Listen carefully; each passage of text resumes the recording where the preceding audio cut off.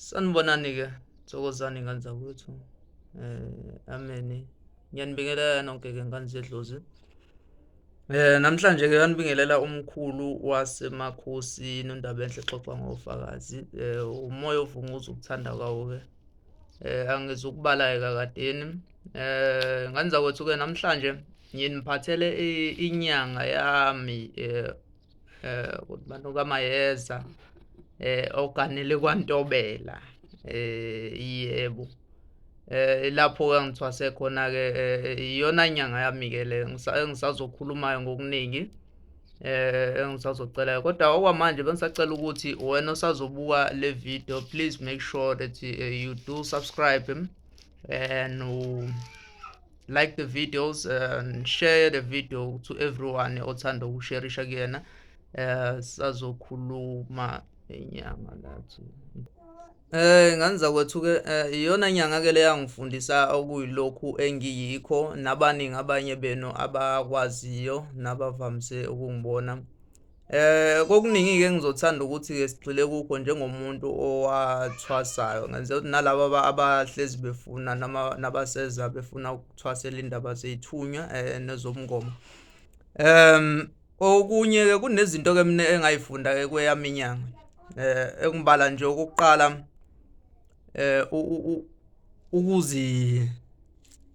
ukuzithoba nokubekezelela kuzo zonke izimo ezikhona njengomelaphi. Umuntu ufanele ube umuntu osuke ebheke phansi nozibeke nje phansi obekezelela kuzo zonke izimo. Ungabe umuntu ojwayele ukuhluthuka kancane noma unenhliziyo encane ezintweni eziningi.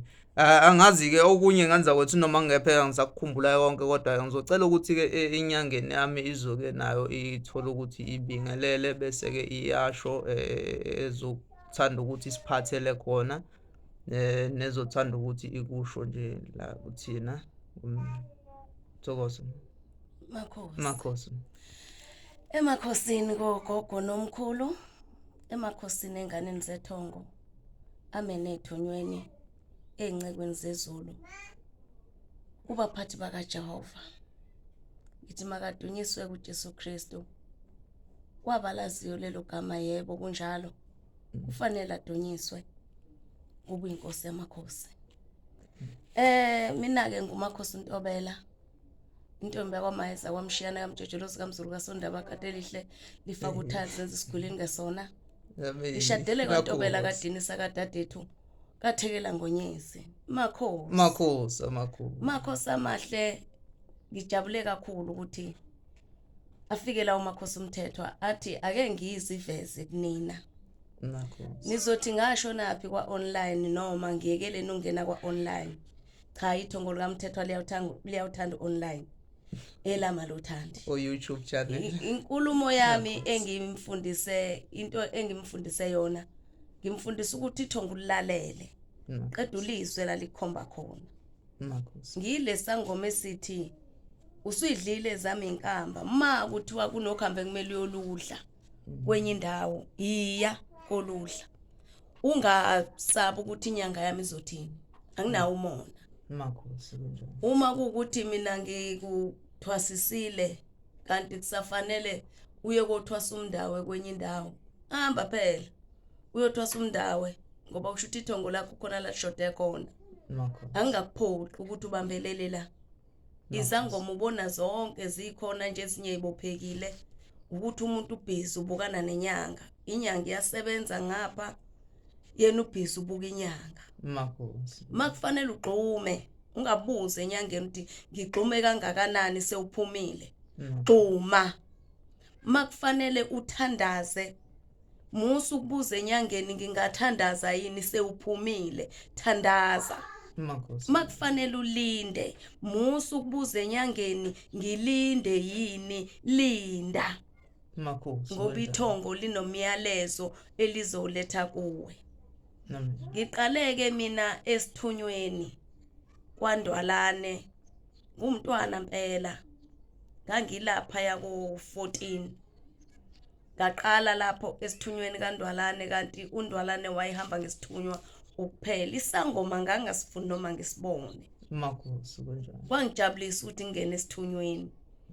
ngayibamba ke lento esithunyweni ngaphuma ngina 16, ngayibamba le ndawo esithunyweni ngagijima nayo esithunyweni ngithe sengishadile zashintsha izinto.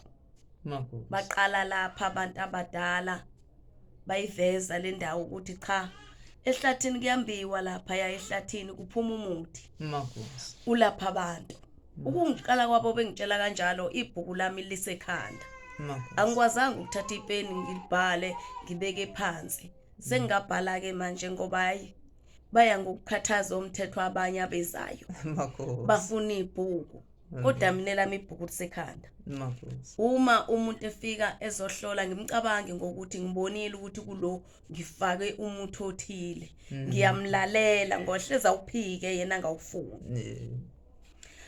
Engingakusho ke kunina nonke enizobuka le video ukuthi kuba isangoma kona ukuvunula ube muhle ufaka umyeko ube clean uyithande uphuma endlini enkulu uphuma endlini encane ileyo nto oyifisayo cha. Futhi ungabheki ukuthi uzoceba ngoba usuthwasile ngoba mhlawumbe uthwasela ukuceba uthwasela ukuphilisa abatwana abeze emva kwakho noma izingane zakho. Kodwa kona phela thola phela musu ukuthwasa ungasatholi shusheleni. Cha uthi kubalekile lokho Makhosi. Sithokozeni mathongo amahle. Akufanele sibe sesifa indlala sibe sithi sagula kodwa futhi phela singabe sisithandazela ukuthi bagula abantu. Thandazela ukuthi Jehova lesipho ngiphe sona masisebenze. Kuningi ke okukhona inkinga esihlangabezana nazo uzugcina sewenza urongi kanti sekuyiphutha lelo. Makhosi mazulu amahle. Thokozani bogogo amene ethunyweni ngiyabonga. Uyabonga uMayezi Mshiyana uJojelosi umzulu kaSondaba. Iyabonga imanzi yakantobela kadini sakadadethu.